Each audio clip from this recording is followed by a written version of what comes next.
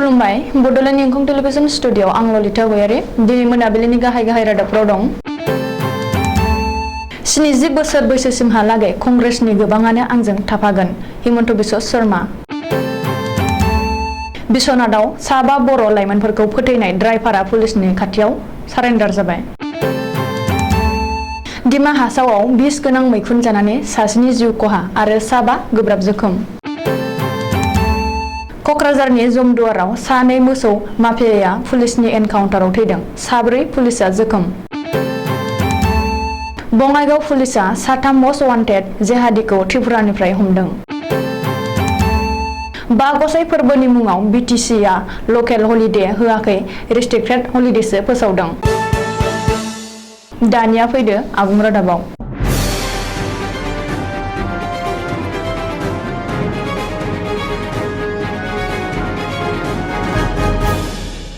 आसामनि गिबि मन्त्रि डक्टर हिमन्त बिश्व शर्माया खौरांगिरिनि सिगाङाव बुंदों दि आथिखालाव कंग्रेस दोलोनि बांसिन सोद्रोमाफ्रा आंखौ मोजां मोनो आरो बिसोरो बांसिनानो आंजों सोमोन्दो लाखियो।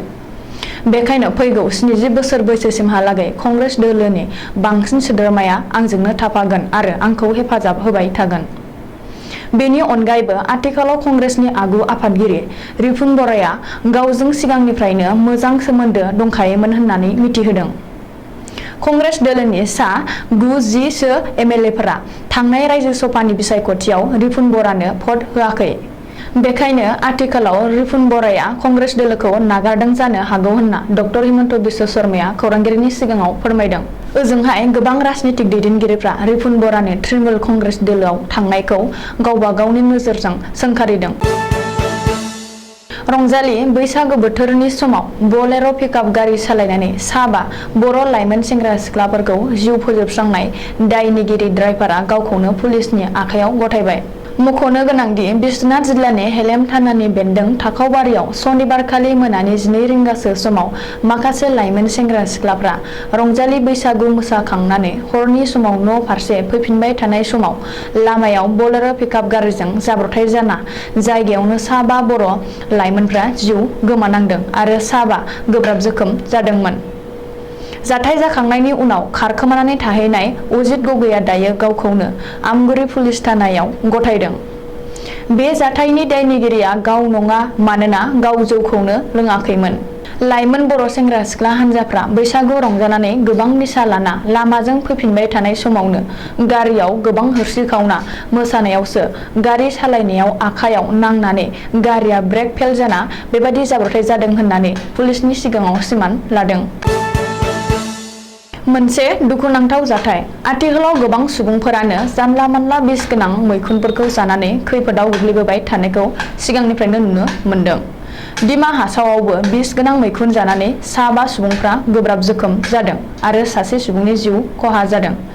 डिमा हासाव जिल्लानि उमरांचुमनि सुबुंफ्रा हाग्रानिफ्राय 8 किमिसो गोजानाव माखासे बिस गोनां मैखुनखौनो खाना लाबोनानै संना जानानै हरनि समाव गोब्राब थासारिजों भुगिनांदों। जाथायनि उनाव देहा फाहामथायनि थाखाय उमरांचु प्राइमारि हेल्थ सेन्टाराव थिसनथाय होदोंमोन, नाथाय उननि समाव गोख्रों फाहामथाय होनो थाखाय हाफ्लं सिभिल हस्पिटालाव थिसनथाय होदोंमोनब्लाबो 60 बोसोर बैसोनि मानिक खुर्मी मुंनि सासे देहाया फाहामसालियाव जिउ गोमायो। बिस गोनां मैखुन जाना गोब्राब जोखोम जानाय सुबुंफोरनि मुंफोरा फारियै प्रेम बाहादुर शास्त्री, राधा खुर्मी, चरण लामा, सुजाता तामां, डिमा खुर्मी होननानै सिनायथिनाय जादों। क'क्राझार जिल्लानि गसाइगाव महकुमानि बेन्दोंआव संकस दैमानि रुगुं जमदुवाराव पुलिसआ सानै मोसौ दालाल एबा माफियाफोरखौ समबारनि मोनायाव एनकाउन्टाराव गावथारदों। पुलिसनि सुलुङाव फोरमायनाय बायदिब्ला बिसोर सानैया ड्राग्स फालांगिजों लोगोसे मोसौनि फालांगिबो खालामबोबाय थादोंमोन। बे एनकाउन्टाराव थैनाय मोसौ माफियाफोरनि मुङा फारियै आकबर बनजार आरो सालमान बनजार। बिसोरखौ गावथारनाय एबा एनकाउन्टार खालामनाय जायगानिफ्राय पुलिसआ गंसे AK-47 राइफल, गंनै मेगजिन, गर 35 गोथां गुलिबो बोखांनो हादों। सराइबिल थानानि असिया फोरमायनाय बायदिब्ला बे एनकाउन्टाराव पुलिसनि गासै 4 जवानफोराबो जोखोम जादों।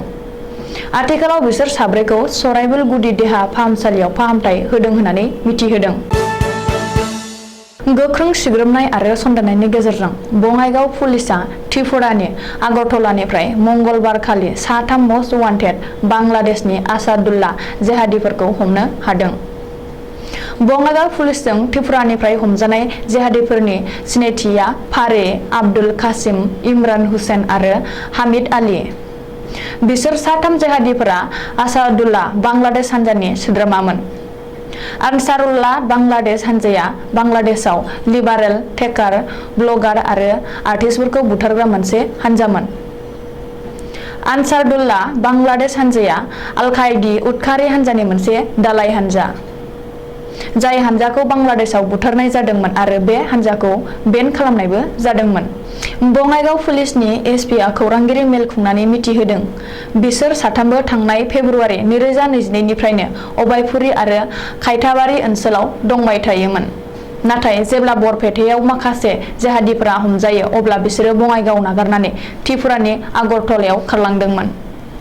अब्लाबो नाथाय पुलिसनि संगालिया बिसोरनि उन होसोलांनानै बिसोर 3खौबो एरेस्ट खालामनो हादों। आथिखालाव सेबनो थाखाय बङाइगाव सदर थानायाव 3खौबो लाखिनाय जादों होननानै सुलुङाव फोरमायदों। दिनै नुजानाय माखासे खौरां बिजोङाव फोसावजानाय बिटिसिनि मोनबा जिल्लानि बेन्दोंआव 20 एप्रिल खालि लकेल हलिडे खौराङा नंखाय।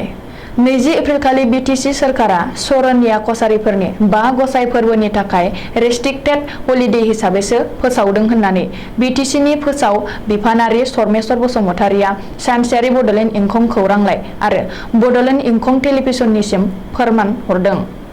बड'लेण्डनि फोसावदिं बिफानारिया बुंथिहरनाय बायदियै बे रेस्ट्रिक्टेड हलिडेखौ 5 गसाइ फोरबोजों लोब्बा गोनां माखासे सोरखारनि मावफारियाफोराल' लानो हागोन, नाथाय मावख'फोरा बन्द' थानाय नङा। दिनैनि रादाबा एसेनोसै, गोजोन्थों।